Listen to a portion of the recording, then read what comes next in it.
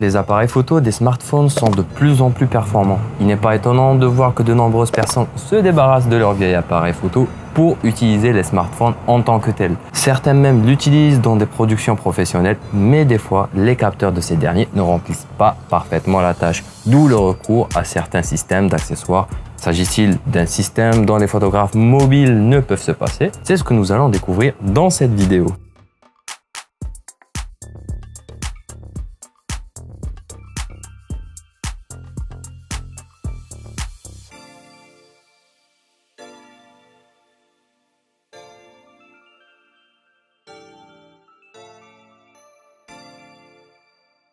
Polar Pro fabrique depuis longtemps des filtres pour des objectifs traditionnels et a décidé de se lancer dans l'arène mobile avec son système de filtre Polar Pro Light Chaser, comme on le voit ici. Ce système se décline en plusieurs versions. Moi, j'ai eu la chance de tester et d'examiner le kit de photographie et je vais partager mon expérience avec vous.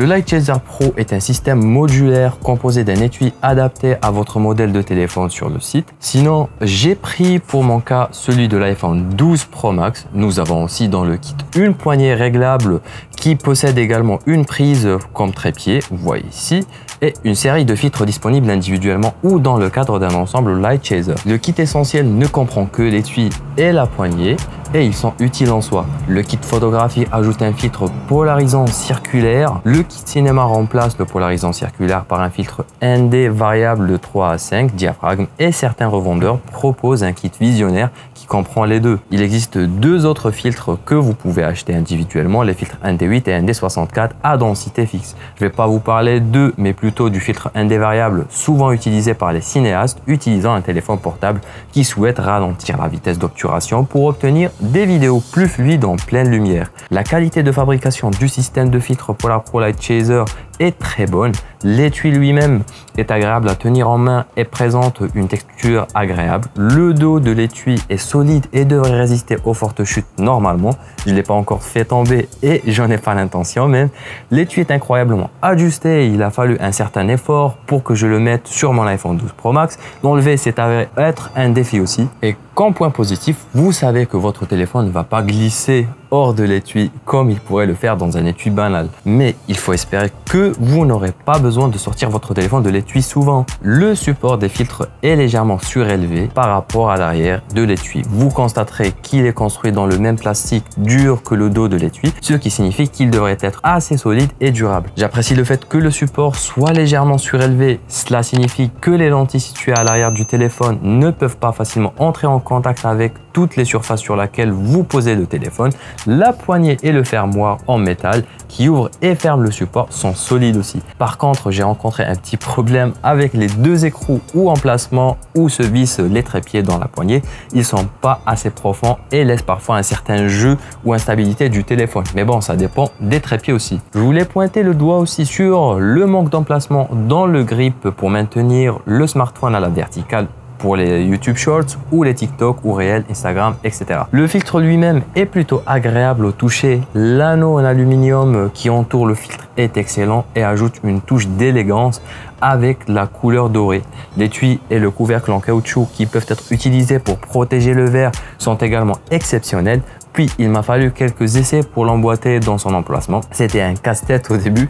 Après, je me suis habitué et là, je le fais en 2-2. Mais ce qui me préoccupe, c'est le support qui fixe le filtre au boîtier. Je ne peux m'empêcher de penser que les petits pieds finiront par s'affaiblir, s'user ou se casser. Et c'est seulement le temps qui nous le dira. Dans l'ensemble, la qualité de fabrication est très bonne, même si ce n'est pas le meilleur étui de protection qui soit, mais il est plutôt léger et peu encombrant, ce qui compense la mise un peu. Donc, la poignée est solide et agréable à tenir. J'ai testé que le polariseur circulaire 3.5, mais il fonctionne exactement comme il le devait, assombrissant les ciels, le bleu et atténuant les reflets sur les surfaces polies et peintes, le vert et la végétation brillante. Il faut toutefois se rappeler que les effets de polarisation sont très sensibles à l'angle de la lumière.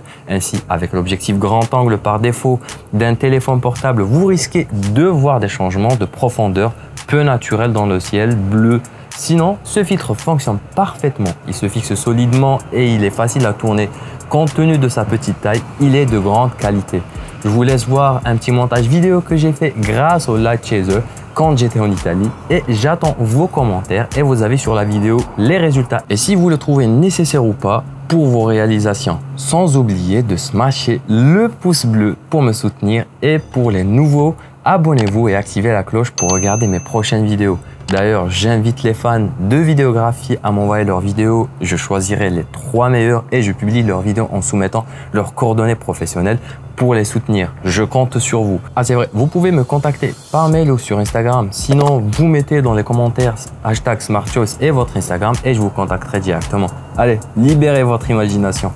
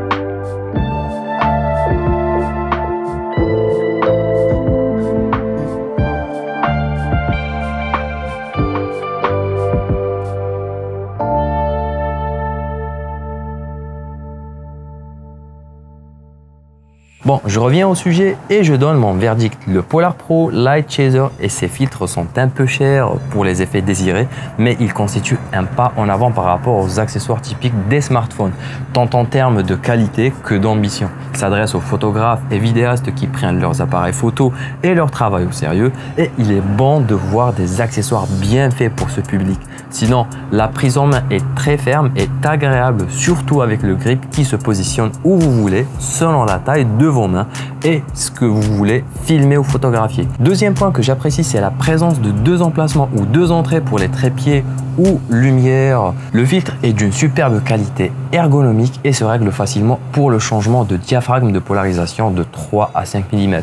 Pour les points négatifs, comme je l'avais dit plus tôt, les écrous ou entrées de trépied sont peu profonds pour une meilleure stabilité. Deuxièmement, l'insertion du filtre qui s'avère un peu délicate, surtout les premières fois, donc il faut un certain temps d'adaptation. Et puis, je reste sceptique par rapport aux baïonnettes ou pieds de rétention du filtre, surtout quand on n'est pas du tout manuel, même si c'est bien fabriqué. De toute façon, il faudrait faire attention au matos avec un tel prix.